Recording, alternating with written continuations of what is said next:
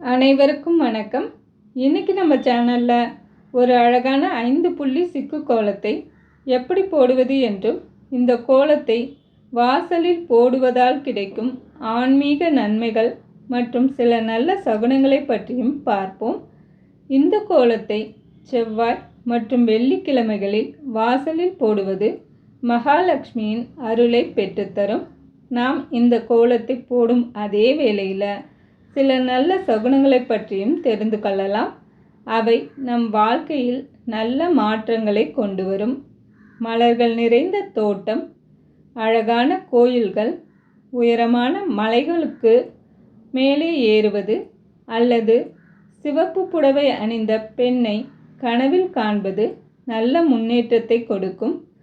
சிவப்பு புடவை அணிந்த பெண் மகாலட்சுமியின் வடிவமாகவே கருதப்படுகிறது.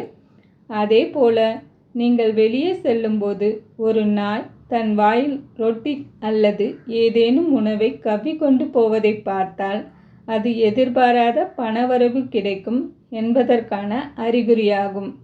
மேலும் உங்களுக்கு தானாகவே அதிகாலை 3 மணி முதல் 5 மணிக்குள் விழிப்பு வந்தால் அது சாதாரணமானது அல்ல. அது பிரம்ம முகூர்த்தம் எனப்படும் புனிதமான நேரம்.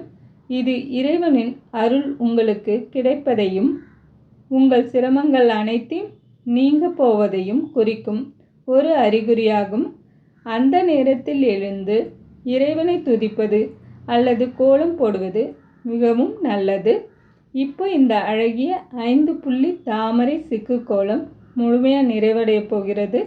இந்த கோலத்தை நீங்களும் உங்கள் வீட்டில் போட்டு இறைவனின் அருளையும் இந்த நல்ல சகுனங்களின் பலன்களையும் பெறுங்கள். நன்றி.